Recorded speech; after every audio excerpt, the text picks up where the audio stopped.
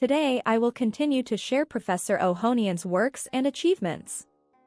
Currently on YouTube you may find videos about Professor Au, so I will only briefly summarize his life and provide my own analysis on some inscriptions and poems.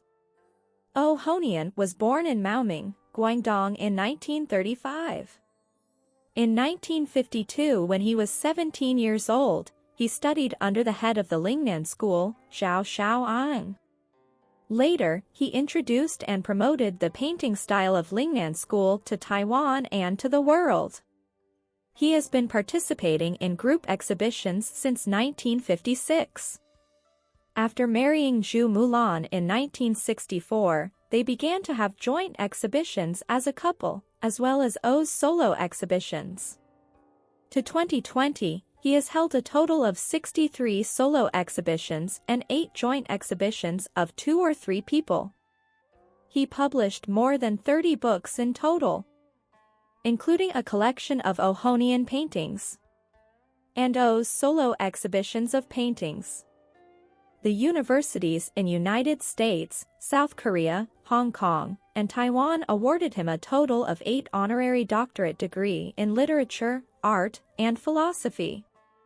He received various titles of honorary professor, curator, and president. There are now 4 Au Ho-Nien's art museums in China and the United States. He also established the Au Ho-Nien Cultural Foundation, which made an all-out effort to promote and introduce famous teachers and their paintings of Lingnan School. He made many lectures to art galleries and museums in the United States and won many awards. Among them, the most important one is the following. In 1993, he won the Grand Prize of the Biennale at the Grand Palais Museum in Paris, which is the first Chinese painter to receive this award. In addition, the Republic of China Post Company, now Chunghua Post, has published a stamp album of A Swan Goose Deliver a Letter, adopted from his painting. Now let us look at the inscription on the painting of a pine eagle. I would like to thank David O, son of Professor O, for answering my questions about cursive style calligraphy. This poem means, raising head high toward the sky, the eagle found all mountain peaks are much lower under when looking back. Spreading wings and soaring from 1,000 miles away, he builds his nest on the top of the tallest pine. From this poem, we can see that Professor Au's poetic accomplishments as well as his aspirations and broad minds. Next, let us look at some of his flower paintings.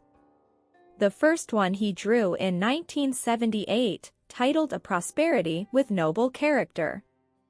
Then in 1981, he drew another picture with the same title. Next is a picture of a dragonfly and lotus, made in 1984. Now let us look at an especially important painting, on which he drew his hometown and where he grew up as a child. The painting titled Ren Shou Li Tu means the place named Ren Shou Village. Tu means painting. Looking at the inscription, there is Professor Chen Ziho's poem in front of it. Chen wrote, recalled the events 25 years ago. I have visited the Ren Shou village 3 times in total. It reminded me that I have established the defensive forces to protect these families in these counties which have become history. I held back my tears when I opened this painting and saw the red cotton tree with which I was familiar. At first, I wondered why Professor Chen Ziho drafted the poem in front of Professor Au's inscriptions. After studying, Professor Au is from Maoming, Guangdong, and Professor Chen was from Sunda, also Guangdong. Chen was the magistrate of 5 counties, including Maoming. Every magistrate controls his own military forces to protect the residents' properties and life. He also actively promoted calligraphy and painting education then. After arriving in Taiwan, Chen is not only a thesis advisor professor at National Chengji University but also as the executive chair and the chair of 2 art organizations. Next, let us look at some of Professor Au's inscriptions. The first one is, there is a pond in front of the village with a width of dozens of hectares. In the pond, they stacked stones into mounds. They planted bamboo forest which whirled beside the water and on the mounds. Recalling when I was young, my father invited teachers to teach me at the small studio in the back garden. I liked to hang around in the garden after classes. In the back garden, there is a pond where I raised fish. We can see that he drew the pond in front, and stone mounds, then the bamboo forest. In addition, he often lingers by the pond. We may find one person is fishing and people are seeing off. They still use sedan chairs as transportation tools. He painted the scene so lively and showed every activity at that time. The second inscription is, a red cotton tree grows beside the high building. People called it a hero tree, for it is the tallest among other trees. I just wondered why it could grow so tall. In the autumn of 1949, the turbulence of China's civil war caused O left school and returned home.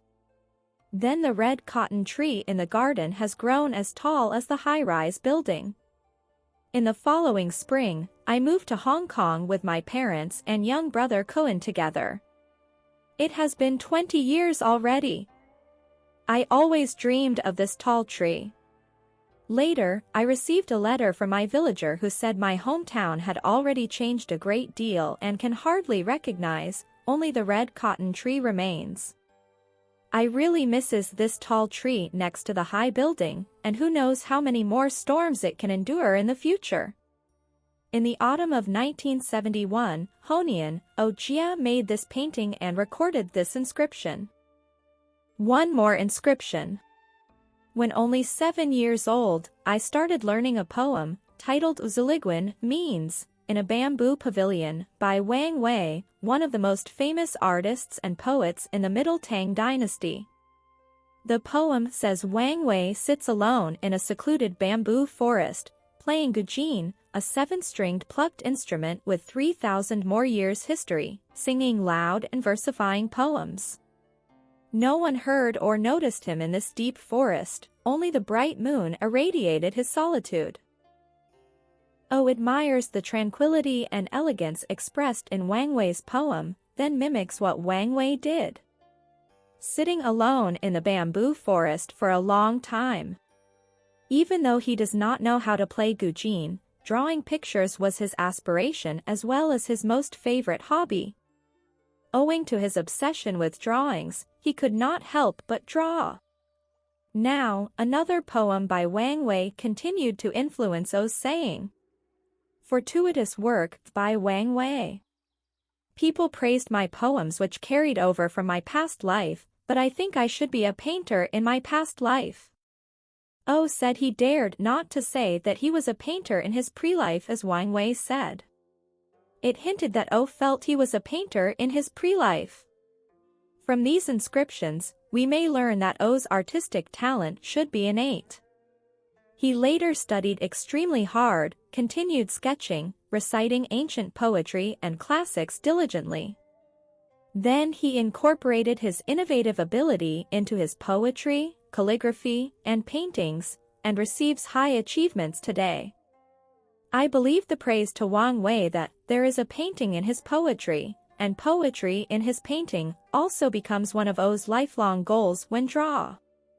Here we see one more painting, named Puyun Cun Shu, means trees in the Puyun village, recalls hometown in his dream. It shows he always dreamed of his hometown and drew its sceneries to show his deep homesickness. Next, I will share with you O's several landscapes. His studio named Zhu Yi Xian means bamboo shift pavilion. Parts of paintings O painted in his studio. But O also drew impromptu while sketching on the spot. O drew in Taiwan, America, and all over the world. He loves Tang poetry and song lyrics very much. O drew a lot of paintings based on words or lyrics in poems. He uses them to express his mind's intricate thoughts. For example, A Poet's House is he drew the scene according to the meaning of the poem Kuji, Guest Arrival, by poet Du Fu, great Tang Dynasty poet. Then Zhang Ji in the Tang Dynasty authored the poem of A Feng Qiao Yi Bo. A traveler anchored his boat during night at a location named Feng Qiao, Maple Bridge, where is at Hanshan Sea, Temple, Suzhou City, Zhejiang Province today. O drew a picture to show one verse of the poem, titled A Yiban Zhong Sheng Dao Ke Chuan, means the sound of the bell from Hanshan Temple reaches the boat at midnight. Inside, the traveler was still awake. The poem described the scenes during the sunset when the poet was in sad mood. He was still awake at midnight when heard the bell ring. Next, it is a 7-character quatrain of the Tang Dynasty poet Wei Ying Wu, Chuzhou Shijian. Shijian means as West Brook. Here is a place at the countryside of Chuzhou, a city in Anhui Province.